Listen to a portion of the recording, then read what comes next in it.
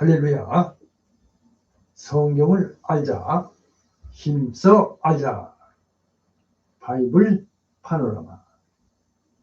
하나님의 통치, 나라와 그 분의 계획을 깨닫는 여정. 이렇게 해서 사무엘상, 사무엘하, 열왕기상, 열왕기하. 오늘은 사무엘하가 되겠습니다. 성경 말씀은 사무엘하 7장 16절 말씀입니다. 말씀으로 들어가기 전에 먼저 저의 어린 시절의 말씀을 드리고 시작하겠습니다. 저의 어린 시절에 한 편지에는 할머니의 대필자로 채워져 있습니다. 할머니께서 고모들을 비롯한 일가 친척들에게 전하고 싶으신 말씀을 글로 옮겨 적는 것입니다. 저의 역할은 단순한 속기가 아니라 할머니의 구슬을 토시 하나 틀리지 않게 받아 쓰는 대신 그 말씀 속에 담긴 깊은 뜻과 진심을 포착하여 읽기 편한 문어체로 정결하게 옮겨 적는 작업이었습니다. 일종의 정서 통역과 같았습니다. 편지가 완성되려 치면 할머니께서는 제가 직접 낭독하는 것을 들으시며 내용을 꼼꼼히 확인하셨습니다. 혹여 빠진 내용은 없는지, 어조가 적절한지 살피신 후 보충과 보완을 지시하셨고, 최종적으로 만족하시면 비로소 승인해 주셨습니다. 이렇게 모든 과정이 끝난 편지에는 언제나 에미노부터라는 할머니의 서명이 결론을 맺었습니다. 사실 이 서명도 물론 제가 썼습니다. 자, 받은 분은 비록 글씨가 손주인 저의 글씨임을 알았지만 그 편지는 의심할 여지 없이 할머니의 진실한 마음이 담긴 친서로 받아들여졌습니다. 대필자인 저의 필체를 넘어 할머니의 목소리가 온전히 살아 숨쉬는 귀한 글로 이해되었던 것입니다. 특히 저의 고모께서는 이 서신을 어머니의 분신처럼 귀하게 간직하셨습니다. 할머니가 그리울 때마다 주머니에서 꺼내 읽으시며 때로는 눈물을 훔치시고 때로는 환하게 웃으셨다는 이야기를 훗날 들었습니다. 저의 고모에게 있어서 그 편지는 단순한 종이뭉치가 아니라 시 공간을 초월하여 어머니의 온기와 사랑을 전달하는 영원한 매개체였던 것입니다. 이 경험은 훗날 저에게 있어서 성경의 진리를 깨닫게 하는 통로가 되었습니다. 그래요. 성경은 인간의 눈으로 볼 수도 만질 수도 귀로 들을 수도 없는 무한하신 하나님과 그분의 뜻을 유한한 인간이라는 필자의 언어와 역사를 통해 글로 표기한 하나님의 친서입니다. 할머니의 진심이 손주인 저의 필체를 넘어 저의 고모의 가슴에 닿았듯이 성경 역시 시대와 문화를 초월하여 하나님의 변치 않는 사랑과 구원의 메시지를 우리에게 전달합니다. 그 안에서 우리는 활자의 껍데기가 아닌 살아있는 감정과 의미를 통해 보이지 않는 하나님을 가장 현실적이고 감동적인 방법으로 만나게 됩니다. 할렐루야. 자, 이 모든 필상의 순간을 통해 우리는 가장 위대한 성경은 결국 보이지 않는 하나님의 사랑을 세상에 드러내는 통로가 된 것임을 배우게 됩니다.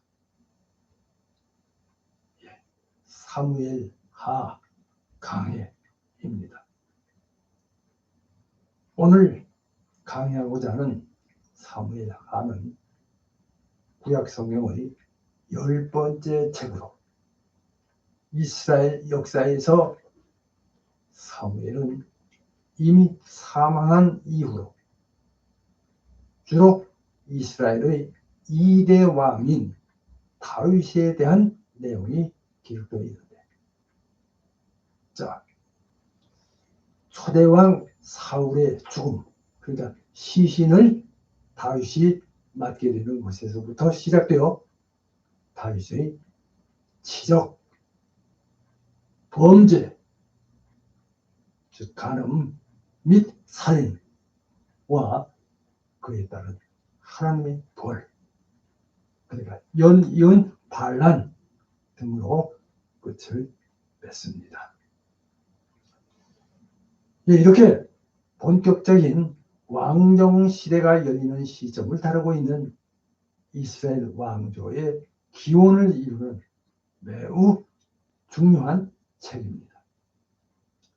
따라서 오늘 사도행전 전체를 요약하여 강해합니다. 사무엘하 왕국의 영광과 그림자, 다윗의 승리와 실패, 그리고 하나님의 언약 시작합니다. 성경 사무엘하 7장 16절 말씀입니다. 제가 읽겠습니다. 사무엘하 7장 16절. 네 집과 네 나라가 내 앞에서 영원히 보존되고 네 왕위가 영원히 견고하리라 하셨다 하라. 할렐루야. 사무엘하 7장 16절 말씀입니다. 다윗 왕국의 시작과 완성, 그리고 그림자, 사무엘하입니다. 여러분,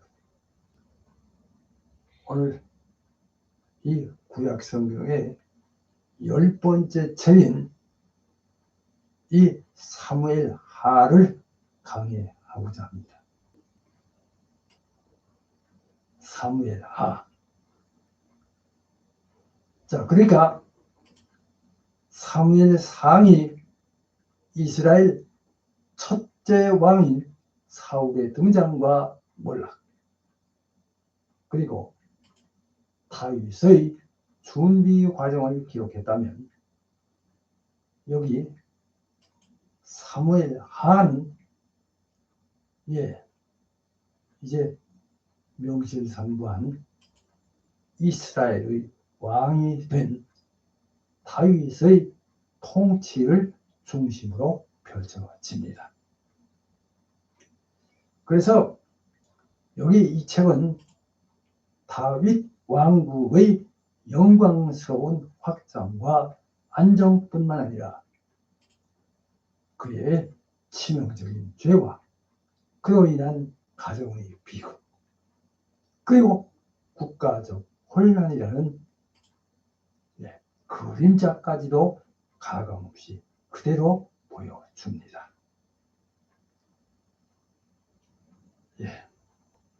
사무엘하는 단순한 다윗 왕의 일대기가 아닙니다. 자, 이 책은 하나님의 마음에 합한 자라고 여겼던 다윗이라는 이 인물을 통해 인간의 위대함과 연약함, 그리고 죄의 결과와 그 모든 것 속에서도 신실하게 언약을 이루어 가시는 하나님의 주권적인 섭리를 극명하게 드러냅니다. 이렇게 해서 오늘날 우리에게도 이 사무엘하는 죄와 은혜, 실패와 회복 사이에서 참된 리더십은 무엇인가, 또 어떻게 하나님의 언약을 붙들고 살아가야 하는지를 가르치는 매우 중요한 교훈을 담고 있습니다. 자, 오늘 말씀으로 이 사무엘하 속에 담긴 하나님의 깊은 뜻과 우리 삶의 영적 교훈을 발견하는 은혜가 있으시기를 주님의 이름으로 축복합니다. 다윗 왕국의 영광과 그림자 시작합니다. 오늘 이 사무엘하는 크게 세 가지 주제로 나누어 살펴볼 수 있습니다. 그럼 먼저 첫째로 1번입니다. 자, 1. 다윗 왕국의 시작과 영광. 이렇게 첫 번째 제목을 올립니다. 언약궤의 회복과 하나님의 축복. 사무엘하 1장에서 10장까지입니다. 여기 이 사무엘하는 사울 왕의 비극적인 죽음의 소식으로 시작됩니다. 부고로 시작됩니다. 여기 다윗은 사울의 죽음을 슬퍼하며 진심으로 애도하고 이어 자신을 따르는 이들과 함께 헤브론에서 유다 지파의 왕으로 등극합니다. 자, 그 다음에 7년 6개월 후 다윗은 온 이스라엘의 왕으로 기름 부음을 받고 예루살렘을 수도로 삼아 강력한 왕국 건설을 시작합니다. 자, 이하여 예루살렘을 다윗 성이라고 불리게 되며 이곳은 훗날 이스라엘의 정치적, 종교적 중심지가 됩니다. 그리고 다윗은 또한 하나님의 임재의 상징인 언약궤를 예루살렘으로 가져오는 일에 힘씁니다. 처음에는 이 웃사 사건으로 실수를 하기도 하지만 사무엘하 6장 11절 참조하시기 바랍니다. 결국에는 기쁨과 찬양 가운데 언약궤를 예루살렘에 모시고 하나님과의 관계를 회복하려 노력합니다. 그래서 이에 하나님은 다윗에게 놀라운 다윗 언약을 주십니다. 사무엘하 7장 16절 말씀입니다. 자, 한번 읽겠습니다. 사무엘하 7장 16절. 네 집과 네 나라가 내 앞에서 영원히 보존되고 네 왕위가 영원히 견고하리라. 할렐루야. 그래요. 이는 단순히 다윗의 후손이 왕위를 이어갈 것이라는 약속을 궁극적으로 다윗의 자손으로 오실 메시아 예수 그리스도를 통한 영원한 왕국에 대한 예언이었습니다. 자, 이제 다윗은 주변 민족들을 정복하고 이스라엘을 강대국으로 만들며 하나님의 축복 속에 왕국의 영광을 누립니다. 그래요. 우리의 삶에 있어서도 하나님의 은혜와 축복으로 인해 영광스러운 순간들이 찾아올 수 있습니다. 여기 다윗이 언약궤를 통해서 하나님의 임재를 중요시했던 것처럼 우리 역시도 삶의 모든 영역에서 하나님 중심의 삶을 살아야 합니다. 특별히 하나님께서 우리에게 주신 언약의 말씀은 가장 큰 축복입니다. 다윗이 언약처럼 하나님께서는 예수 그리스도를 통해서 우리에게 영원한 구원과 영생의 언약을 주셨습니다. 이 언약을 굳게 붙잡고 믿음으로 나갈 때 우리는 진정한 승리와 번영을 경험할 수 있습니다. 할렐루야. 자, 그 다음에 두 번째입니다. 이 다윗의 타락과 그 결과, 이렇게 제목을 올립니다. 죄의 비극적인 파급력. 사무엘하 11장에서 20장까지입니다. 자, 영광의 절정에서 이제 다윗은 치명적인 죄를 짓게 됩니다.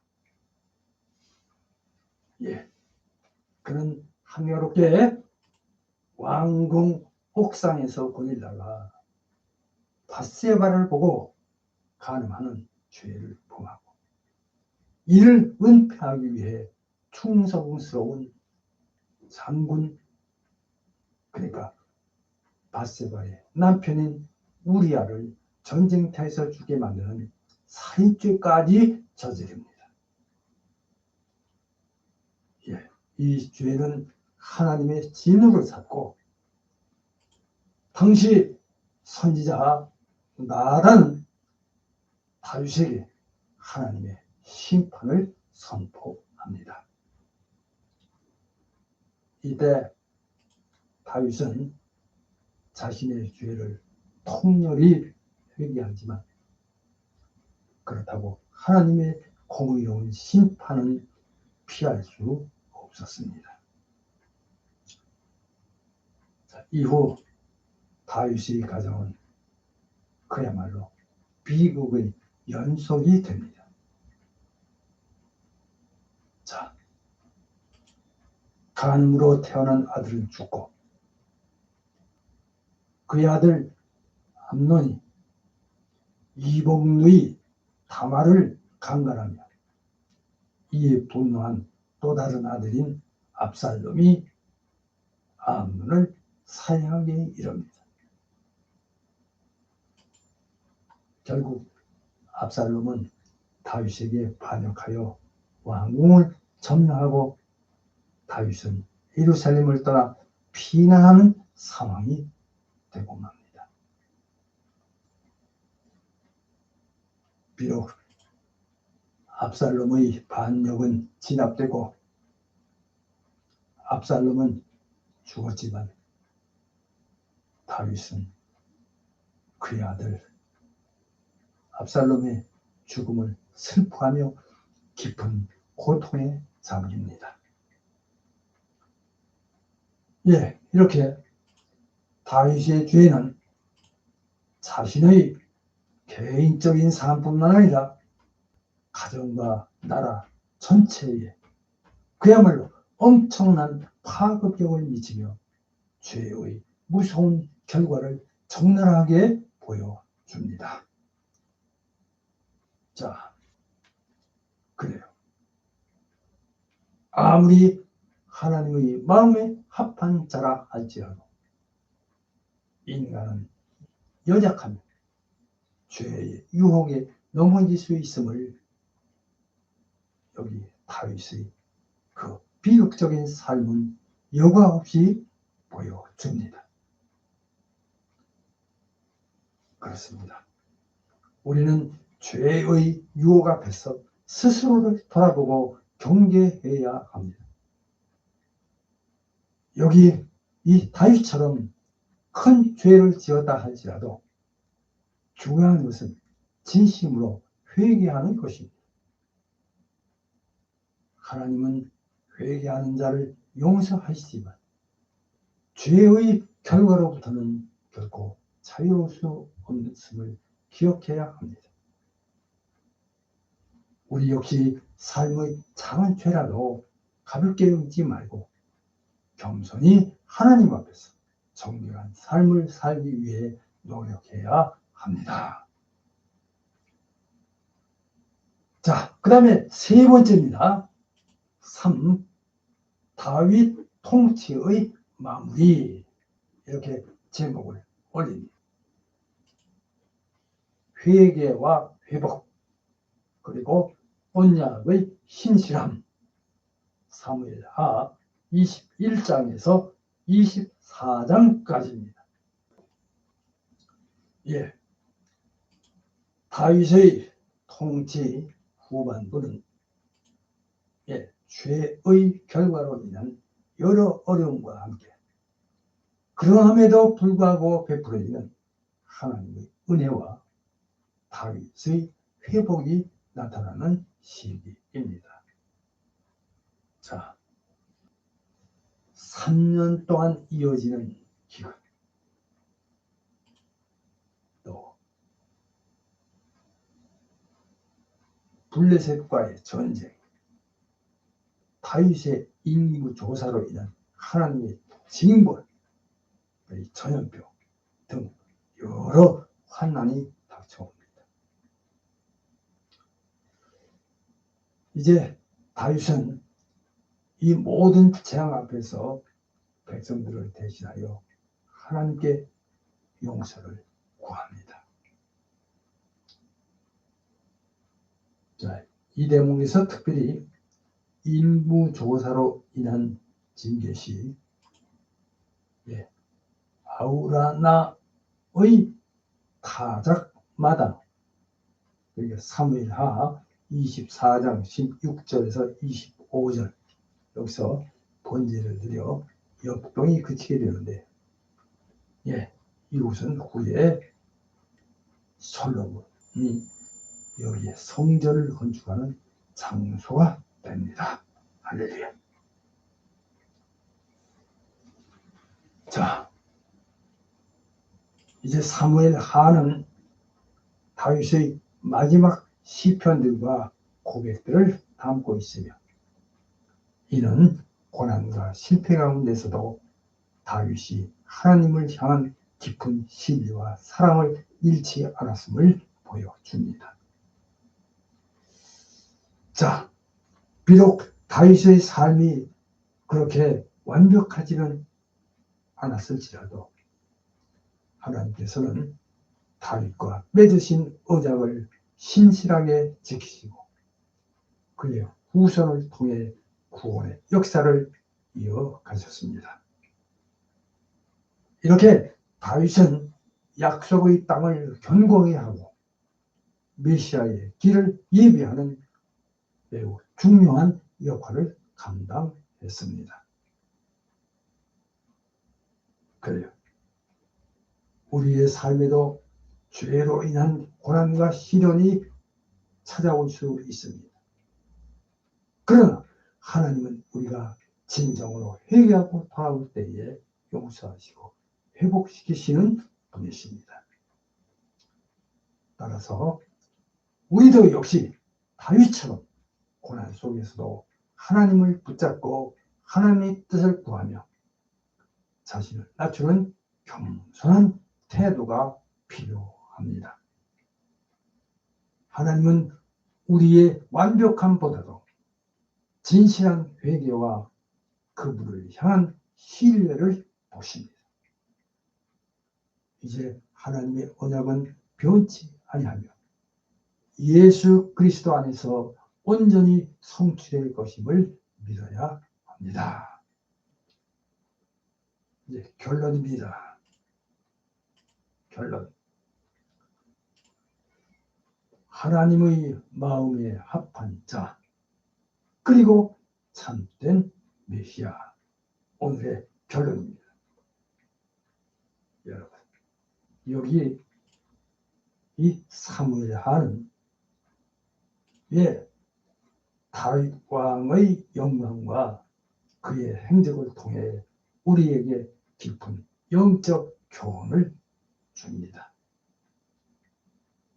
이 책은 인간 왕의 한계와 죄의 심각성을 보여주면서도 그 모든 것 위에 역사하시는 하나님의 주권과 약속하신 언약을 신실하게 이루어가시는 놀라운 섭리를 증거합니다.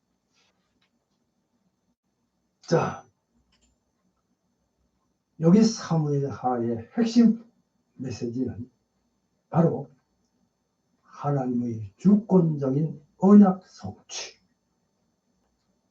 인간의 위대함과 연약함, 그리고 회개를 통한 회복입니다. 하나님은 당신이 맺으신 언약을 신실하게 지키시며 역사를 주관하십니다. 아무리 위대한 인물일지라도 주 앞에서는 연약하며 죄는 반드시 대가를 치르게 합니다. 그러나 하나님은 진정으로 회개하는 자를 용서하시고 다시 일으켜 세우십니다.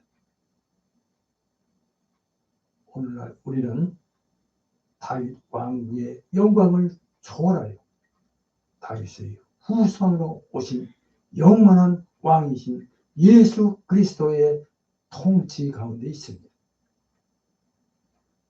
그분은 다윗의 연약함이 아닌 완전한 순종과 거룩함으로 우리의 죄를 대속하시고 영원한 생명을 주셨습니다.